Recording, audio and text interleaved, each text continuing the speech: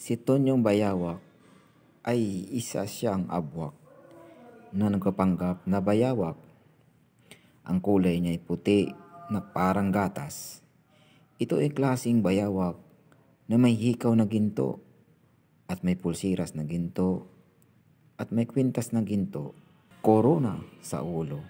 Siya ay si Tonyong Bayawak. Si Tonyong Bayawak ay isa siyang bukaynon na bayawak. Makapangyarihan at siya ay nagiging tao kapag minsan ay siya bayawak. Mayroon isang mangangaso na ang pangalan ay Pipi. Si Pipi na ito ay mangangaso, nanguhuli ng bayawak. Minsan ang huli ni Pipi ay 3-4 sa isang araw, sapagkat si Pipi ang kanyang trabaho ay mangangaso ng bayawak. Wala siyang trabaho kundi yaon lamang araw-araw. Sa lugar ni Tonyong Bayawak na tinatawag na isla ng mga bayawak doon sa Palawan Island, araw-araw nangangaso si Pipi upang mayroong makain, sapagkat yun lang ang kanyang hanap buhay. Gumagawa siya ng mga panghuli ng bayawak o pangsilo, at minsan may dala siyang airgun na baril na may teleskopyo upang barilin niya ang bayawak, lalong-lalo na sa punong kahoy ng bangkal. Si Pipi ay mahirap lamang sapagkat siya ay mangangaso ng bayawak. Minsan ay nasagupa niya si Tonyong Bayawak, sapagkat si Tonyong Bayawak ay mahirap matamaan ng baril sapagkat makunat ang kanyang balat at makapangyarihan. Nagtaka itong si Pipi na ibang klaseng bayawak. Interesado si Pipi na mahuli si Tonyong Bayawak sapagkat ngayon lang siya nakakita ng bayawak na kulay puti o kumbaga kulay gatas, na mahikaw na ginto at may pulsiras na ginto at kwintas na ginto. At kung mahuli ito ni Pipi, sadyang mayaman na si Pipi magpakailanman, sapagkat ang nahuli ni Pipi ng mga bayawak ay kulay dilaw, berde ang kulay. Yaon naman mga maitim na mga bayawak ang nahuli nito. Araw-araw si Pipi kapag nakahuli ay iba ay binibenta upang may pangpulutan sa mga kaibigan. Si Pipi naman ay iba ay inuulam ang bayawak. Nagalit si Tonyong Bayawak sapagkat nauubos na ang kanilang mga angkan ng mga bayawak, lalong-lalo na doon sa mga puno ng bangkal na nakatira, sapagkat ito'y binabaril ang mga bayawak na nakatira sa punong bangkal. Tonyong Bayawak ay nagpatawag ng mga meeting sa mga lugar na mga bayawakan, lahat ng mga bayawak, sapagkat nabahala na si Tonyong Bayawak na nauubos na ang kanilang angkan. Kaya siya ay nagpatawag ng meeting. Kaya nagalit si Tonyong Bayawak. Lahat ng mga tao na dumadaan roon sa lugar na yaon ay kanyang inaatake ni Tonyong Bayawak. Kaya doon sa lugar na yaon ay maraming nagkamatay dahil sa kanya. Kaya na-encounter ni Tonyong Bayawak si Pipi. Isang araw nakita ni Pipi si Tonyong Bayawak doon sa may sapa. Hinabol ni Tonyong Bayawak si Pipi at si Pipi ay inaabutan at kinagat sa paa. Kaya si Pipi pumunta sa San Lazaro Hospital upang magpa-inject ng anti-rabies at anti-tetanus. Kaya si Pipi ay nagalit upang balikan si Tonyong Bayawak, sapagkat si Pipi interesado na makuha ang mga ginto na kwintas at pulseras na ginto. At kumikinang ito, napakakinang ng ginto na yaon.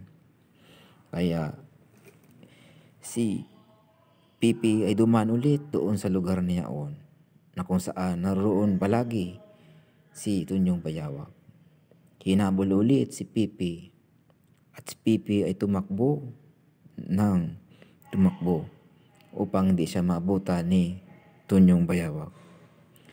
Araw-araw ay nangangaso si Pipi upang may makahuli na mga bayawak, sapagkat yun pa rin ang kanyang hanap buhay araw-araw. Kaya lang hatakot si Pipi sapagkat inaabangan lagi siya ni Tunyong Bayawak. Pati ang mga aso ni Pipi ay natatakot din, sapagkat tuwing mga aso si Pipi ay kasama niya ang kanyang mga aso. Isang araw ay dumaan ulit si Pipi doon sa lugar niya on, at nakita siya ni Tunyong Bayawak doon. Kaya hinabol ulit siya ni Tunyong Bayawak si Pipi. Ngayon, huminto si Pipi sa kanyang pagkatakbo, at huminto na rin ang bayawak. Sa pagkahinto ni Pipi, sinabi ni Pipi sa kanya, sa bayawak, "Kilala na kita kung sino ka. Ikaw ay si Tunyong Bayawak." Sapagkat nalaman ni Pipi at nakikita ni Pipi ang bayawak, ang ngipin nito'y palabas, nakausli, at ang bayawak ay kulay puti ang bayawak. Kaya si Tunyong Bayawak ay ang mukha niya ay gaya din sa bayawak, na nakausli ang ngipin at labas, at puti din ang kulay ni Tunyong Bayawak. Kaya sinabi ni Pipi na ikaw ay si Tunyong Bayawak. At ang lugar niyaon, andoon din ang bahay ni Tunyong Bayawak, na nakatira si Tunyong Bayawak sa isang kubo na bahay. At si Tunyong Bayawak ay nag-transform ng mukha at ng katawan o kaanyuan. Siya ay naging tao. At humingi ng tawag si Tunyong Bayawak kay Pipi na huwag niyang ipagsabi ang nanyang nakita. Ang sabi niya na huwag niyang ipagsabi kung sino siya. Kaya sinabi sa kanya, kung hindi mo ako bibigyan ng ginto o kayamanan man. Kaya si Tunyong Bayawak ay natakot sapagkat na-blackmail siya ni Pipi.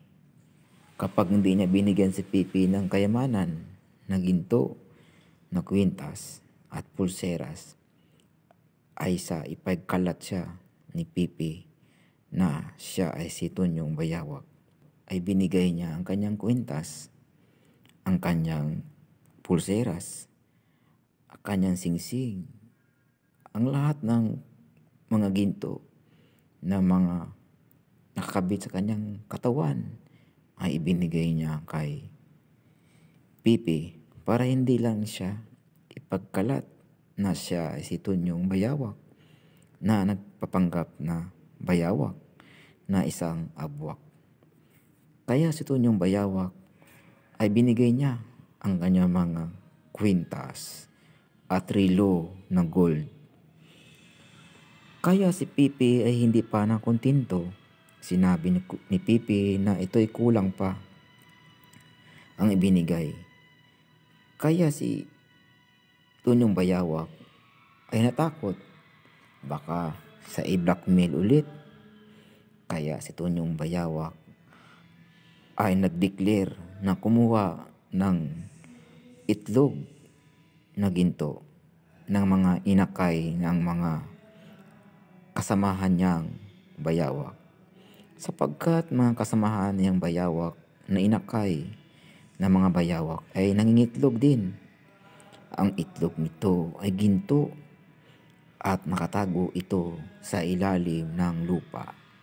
sapagkat ang itlog ng mga inakay ng mga bayawak ay ilang araw din sa ilalim ng lupa bago ito mapisa at bago ito maging sisiw na bayawak.